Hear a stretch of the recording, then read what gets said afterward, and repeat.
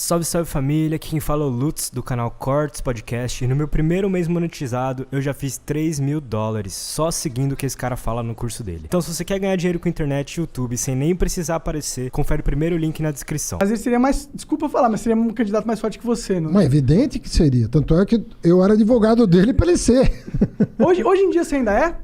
Pra ele ser... Porque agora ele foi inocentado, não? Ele foi pelo menos... O PT tá totalmente unido em torno da figura dele. Mas assim... Tu fica feliz e fala, graças a Deus, não vai ter que ser eu que vou ser o candidato não, dessa cara, vez. eu gostaria muito de ser presidente da República. Você eu não vou acha mentir. Não, porque eu... Vê bem, você foi prefeito, foi ministro, foi... Sabe, você fala, pô, eu tenho... Know-how. Eu sei, assim, eu saberia o que fazer, entendeu? Então, eu tenho um projeto na cabeça, eu tenho um país na cabeça, né? E é óbvio, você perguntar para um político se ele quer ser presidente da República, vai dizer que sim, pô. Então ele vai estar mentindo. Claro. Vai perguntar para um cardeal se ele não quer ser papa. Você perguntar pro futebol se quer ser o maior artilheiro da Copa? Claro que quer. Dizer, é natural, como você tem um podcast aqui que bombou, maior, e você quer subir mais ainda. Sim. Então é natural querer as coisas. Claro. Agora, você tem que saber ter um momento, né? Eu não era nem para ser vice na chapa do Lula. Quem que era para ser? Eu cheguei eu pessoalmente batalhei muito pro Jacques Wagner, governador da Bahia, ser o vice do Lula, que era o que o PT queria, e ele não aceitou. E quando o Ciro se reuniu comigo e chegou a mencionar que o sonho dele era me ter de vice na chapa, eu falei, para você ser presidente, você vai ter que ser vice do Lula, porque só se ele for impedido que você vai poder representar esse campo. E ele não topou. Então, aquilo foi uma conjuntura muito específica. É obviamente que, como deu certo, num certo sentido, eu não ganhei a eleição, mas eu fui para o segundo turno com 13 candidatos. Só foi 2 para o segundo turno, eu e o Bolsonaro. É que o PT é muito forte no Brasil, né? O PT é forte, mas não é... Sim, modéstia à parte, não é só o PT, porque se você botar um candidato... O PT teve 1 milhão de candidatos a prefeito, a governador e tal. Eu acho que deu um pouco certo, deu uma liga boa, né? Tanto é que foi uma campanha bonita, sobretudo no segundo turno. Eu, me emocionei muitas vezes, pela liga, né, que acabou dando. Então é natural, pô. Se o Lula não pudesse ser, eu falei, não, eu acho que o Lula tem que ser, porque eu conheço os processos que foram anulados, e aquilo é ridículo.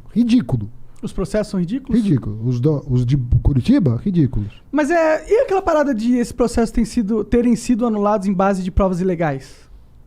Não foram. Porque o hack não é uma prova ilegal? É. Então, não foram anulados baseados nessas provas? Não. Não? Não. Mas você poderia usar essas provas ilegais. Você não pode usar uma prova ilegal para condenar alguém. A lei te impede. Uma prova ilícita... Mas isso no mundo inteiro? Ou é só no Brasil? Estou falando do Brasil. Entendi.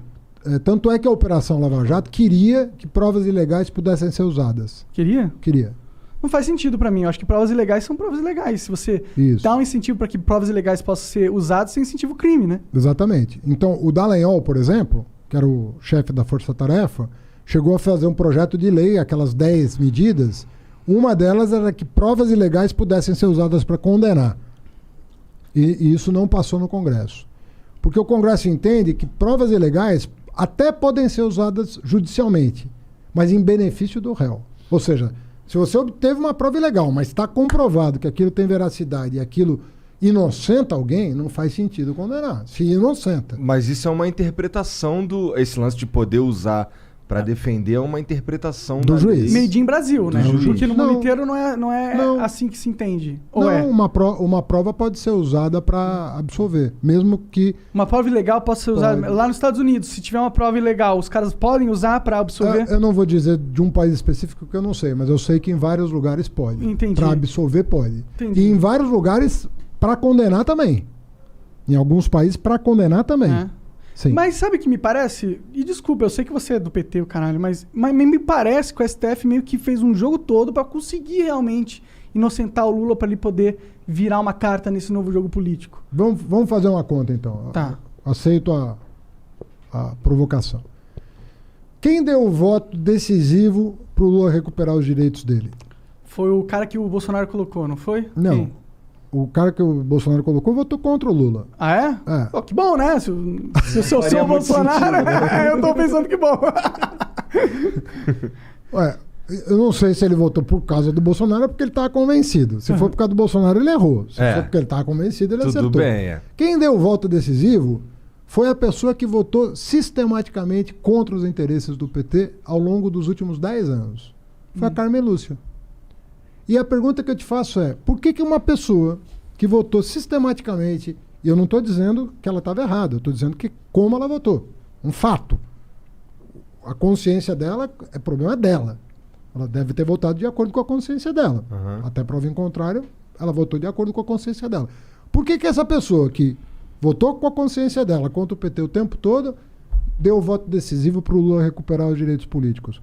Porque era escancarada a maneira como o Moro se comportou em relação ao Lula. Você não pode grampear o advogado do réu. Você não pode induzir uma testemunha. Você não pode pedir para trocar o procurador porque o procurador não está tendo um bom desempenho. Você não pode fazer isso. Você não pode divulgar uma delação premiada que nem o Ministério Público aceitou, faltando 6 dias para a eleição. Você não pode fazer isso como juiz. Porque se for o teu time de futebol que estiver em campo, você não vai aceitar um juiz se comportar assim. Por que com o Lula você vai aceitar? Não, com certeza. Esse é o lance. Não, eu até nem disputo essa parada, sabe? Mas é que a gente vive no Brasilzão, né? E o Brasilzão é o país das exceções, a gente tá ligado? eu concordo com você que a gente fica muito inseguro no Brasil, assim.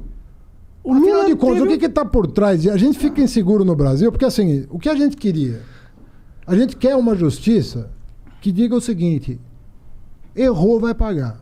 Não errou, vou inocentar. Mas não é o que a gente tem.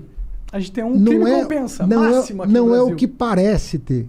A verdade é que você fica o Brasil de hoje. Eu falo como cidadão aqui, não estou querendo ofender nem juiz, nem ministro, nada disso.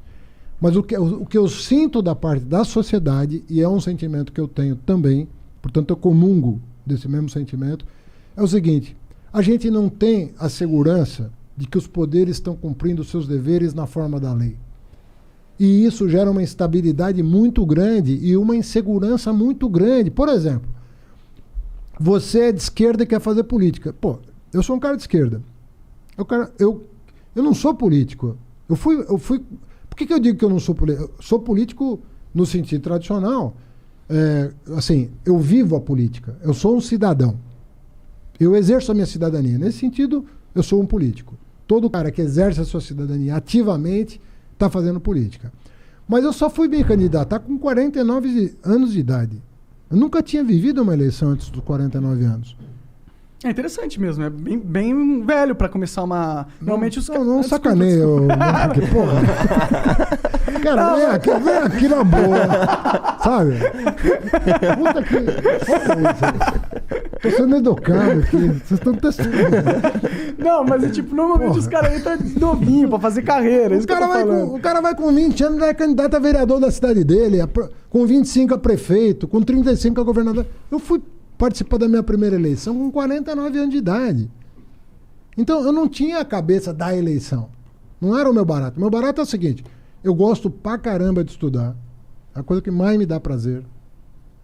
Não tem um dia que eu não leia alguma coisa. Não tem dia... Não existe isso na minha vida. O que você tá lendo aí de bom? Puta, cara, se você falar, você vai... Fala aí os nomes esquisitos aí. Eu tô lendo... Aqui agora... Não é esquisito. É que quando você estuda ciência, você, em geral, você não tá lendo os livros da moda, vamos dizer assim. Você tá lendo... Os caras que já morreram 20 anos atrás. Eu vou dar até um curso disso. Eu tô lendo muita teoria da evolução e sociedade. Tem uma literatura forte de teoria da evolução, com base no Darwin, mas é que o Darwin passou muito tempo, muita coisa veio depois dele. Mas ele é reconhecidamente o pai da teoria da evolução. E tem muitos biólogos, antropólogos, linguistas, filósofos que estão usando a teoria da evolução para pensar a sociedade, não pensar a natureza. Pensar a sociedade. Então eu vou dar um curso sobre teoria da evolução, linguística e sociedade. É o que Maneiro. eu tô Da lendo. hora. Onde sai esses cursos? É na faculdade mesmo? Ou você dá online? Eu vou dar na USP. Ah. Acabou de abrir a inscrição, quem estiver ouvindo e estiver na Tudo que pós-graduação. eu pensei em fazer um curso do Haddad, vender, ficar milionário. Deve ser milionário, Cara, não sei. ninguém paga por um curso desse. Paga. Ah, Não, É. cara, não paga. é verdade, né? Não, talvez pague. Algumas pessoas, se 1.000 pessoas pagarem R$1.000, é R$1 milhão. Eu sei, cara, mas é que... Bom, primeiro que eu sou Você é o funcionário Haddad. público. Mas Sou servidor público da USP, eu dou aula lá. E eu já recebo para dar Tem um aula monte de lá. professor Não que preciso- dá aula lá, mas que escreve livro e faz Então, palestra, normal. Então, pô. mas é que eu fiquei um tempo... eu fiquei- Ganhar dinheiro não é eu errado, fi- Haddad. Não, rapaz, se eu te contar que eu já trabalhei 18 anos no balcão da 25 de março, 18 anos. Mas Já você não ti- ganhava dinheiro por lá. 25 de março? Ganhava Muito pra mais do que na caralho? USP. Sério? Que isso, Eu não cara? sei, mano. O que você fazia Você conhece lá? a 25 de março? Conheço, já ia lá com meu pai comprar peça de... Eu tinha uma loja com meu pai. Entendi, que De da hora. tecido. Ah, que foda. Tu vendia roupa ou só tecido, Tecido. pra manufatura? Tecido para ser manufaturado. Entendi, que massa. É, Pô, lá por é um- atacado, né? Lá é uma escola, né? 25 de março, né? Porque eu sempre falo que é o meu melhor, o meu mais importante diploma. Eu tenho 3 da USP, mas o da 25 de março eu acho o mais importante dos Lá que você- 4. Lá que você aprende como que é a rua mesmo, né? Pô, lá você aprende o que é o Brasil, cara, porque você recebe gente do Brasil inteiro. Eu já tive construtora, eu já tive consultoria. Antes de entrar na política, tabela da FIP, sabe a tabela da FIP? Foi Sei. eu que fiz. Sério? É, Caralho. eu fiz uma consultoria para seguradoras e criei aquela tabela para você poder contratar o seguro com base nela. foda, que cara. maneiro. É, Não fazia a cara, menor não ideia sabia disso. também. Eu comecei vendendo pipa na feira, lá perto de casa. Comecei com cedo. Então você era empreendedor, né? Desde o começo. Mas eu não tenho nada com. Meu pai foi comerciante a vida inteira no Brasil, né? No Líbano ele era lavrador, mas aqui ele foi comerciante a vida inteira. Minha família é do interior de São Paulo. Meu pai veio para a capital, mas alguns irmãos ficaram no interior. São fazendeiros, são lojistas, são empreendedores. Engraçado, né, você falar isso, porque muitas pessoas veem o PT como o cara anti-negócio, né? Como anti-capital, anti-comercial. E Cara, o cara que mais promoveu o capitalismo nesse país foi o Lula, cara. Desculpa. Então, isso é uma parada que eu costumo Só que pensar. o que ele fez de diferente foi que ele falou: ó, vocês vão ganhar, mas vão dividir. Essa é a diferença. Cara, o Lula é isso. O Lula falou: ó, vocês vão ganhar, mas dessa vez vocês vão ter que dividir porque eu sou presidente. Porque eles nunca dividiram. Nunca dividiram. Na época do regime militar, o Brasil cresceu pra caramba, cara. Aham. Depois do golpe. Sim. Cresceu, teve fase de crescimento. Pergunta se dividiu. Pergunta se educou. Pergunta se deu uma bolsa para um pobre estudando numa universidade. Não. Era tudo para meia dúzia, para um terço, né? A diferença do Lula não é que ele combateu o capitalismo. A diferença do Lula é que ele tentou civilizar o mínimo do capitalismo e falou: ó, vocês vão ganhar, mas a minha gente aqui também vai. E não é só Bolsa Família. É universidade, é bolsa de estudo, é escola técnica, é cisterna, é transposição do São Francisco, é luz para todos, é crédito subsidiado.